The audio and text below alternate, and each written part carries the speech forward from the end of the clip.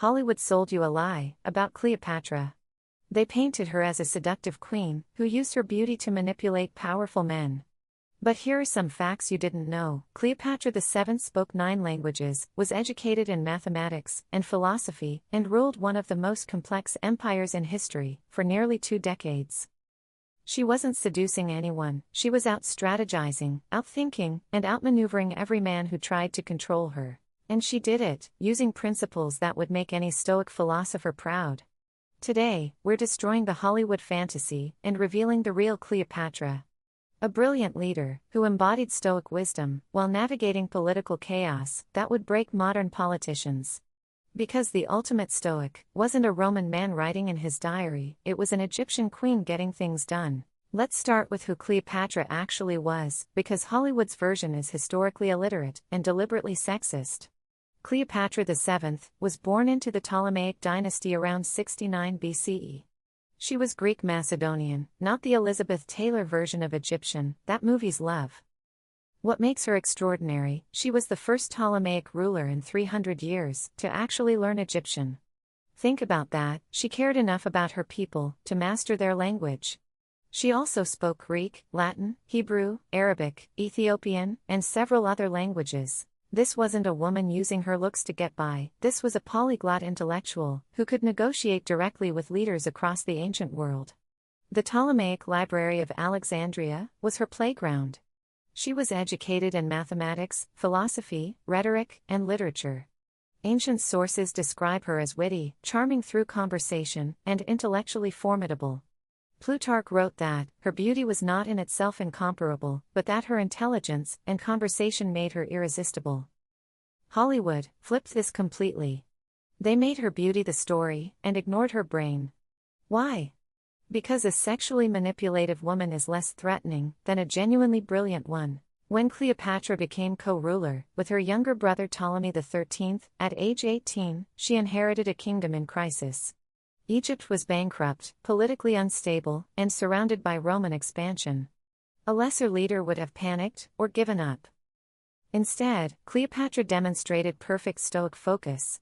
She identified what she could control and ignored what she couldn't. She couldn't control Rome's imperial ambitions, but she could control Egypt's response.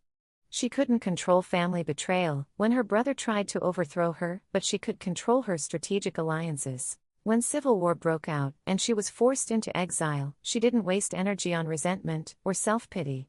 She spent her time building an army and planning her return. This is textbook Stoicism. Accept setbacks as temporary, focus on solutions rather than problems, and never let circumstances dictate your actions. Compare this to how modern leaders handle crisis: Twitter rants, blame shifting, emotional breakdowns. Cleopatra was playing chess while everyone else was having tantrums. Here's where Hollywood really gets it wrong. They portray Cleopatra's relationships with Julius Caesar and Mark Antony as romantic obsessions. The reality: these were calculated political alliances that demonstrated sophisticated Stoic reasoning. When Caesar arrived in Alexandria, pursuing Pompey, Cleopatra didn't seduce him. She presented herself as the legitimate ruler of Egypt and offered him strategic partnership. She had something he needed, Egypt's wealth and resources, and he had something she needed, Roman military protection. This wasn't romance, it was rational negotiation. The same with Mark Antony. When they formed their alliance, she was 28 years old and had been ruling successfully for over a decade. She wasn't some naive girl, falling for a Roman general. She was an experienced leader, making a strategic decision to protect her kingdom's independence. She was using reason over emotion, focusing on mutual benefit rather than personal desire, and making decisions based on long-term consequences rather than short-term gratification. What makes Cleopatra truly Stoic isn't just her rational decision-making, it's how she embodied the 4 cardinal Stoic virtues. Let's look at justice first. She genuinely cared about Egypt's prosperity and her people's welfare. She lowered taxes during famines, personally funded public works, and maintained Egypt's cultural traditions while modernizing its economy. Compare this to other Hellenistic rulers who extracted wealth from their territories. Cleopatra invested in hers. She understood that a ruler's duty is to serve their people, not exploit them. A perfectly stoic approach to power. Her courage is obvious, she repeatedly risked everything, rather than submit to Roman domination. But it wasn't reckless bravery, it was calculated courage, based on rational assessment of alternatives. She understood that maintaining Egypt's independence was worth the risk, because the alternative was cultural extinction. Her wisdom showed in her diplomatic skills. She managed to keep Egypt independent for nearly 2 decades, while Rome was conquering everyone else. That doesn't happen through seduction, that happens through superior strategy and political intelligence. Here's where Cleopatra's stoic nature becomes undeniable. When Octavian defeated Mark Antony at the Battle of Actium in 31 BC, she knew her options were limited. She could surrender and be paraded through Rome as a trophy, or she could die on her own terms. Hollywood romanticizes her suicide as tragic love. The Stoic interpretation is completely different. She chose death over dishonor because she understood that some things are worse than dying. This is pure Stoic philosophy, the idea that external circumstances cannot touch your inner dignity unless you allow them to. Her final acts were methodical and rational. She tested different poisons to find the least painful death.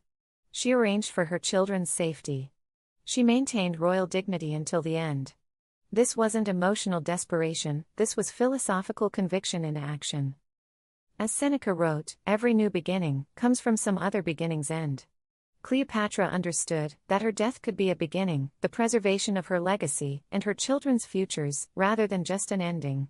Cleopatra's real story matters because it shows us what women can accomplish when we refuse to play by men's rules. She didn't use feminine wiles to manipulate men, she used superior intelligence to outmaneuver them. She didn't rely on beauty, she built power through competence and strategic thinking. The Hollywood version teaches women that our power comes from our sexuality and our ability to influence men. The historical Cleopatra teaches us that our power comes from our minds, our decisions, and our refusal to accept the limitations others try to impose on us. Modern women face the same challenge. Being reduced to our relationships with men, rather than being recognized for our independent achievements. Like Cleopatra, we can choose to focus on what we can control, our competence, our strategies, and our decisions, rather than waste energy fighting misconceptions. The next time someone tries to reduce a powerful woman to her romantic relationships, remember Cleopatra. She was a polyglot scholar who ruled an empire for 2 decades, maintained Egypt's independence against Roman expansion, and chose death over dishonor. That's not a seductress, that's a Stoic philosopher in action. I challenge you to identify one area where you're letting others reduce you to stereotypes, rather than showcasing your actual competence. What would Cleopatra do? She'd focus on demonstrating excellence, rather than defending against misconceptions. Because the real Cleopatra wasn't trying to be beautiful, she was too busy being brilliant. Hit subscribe if you want more stories about historical badasses who were way more philosophical than Hollywood admits. And tell me in the comments what other powerful women have been reduced to their relationships instead of being celebrated for their minds. The revolution starts with reclaiming our intellectual ancestors. And Cleopatra? She's definitely one of ours.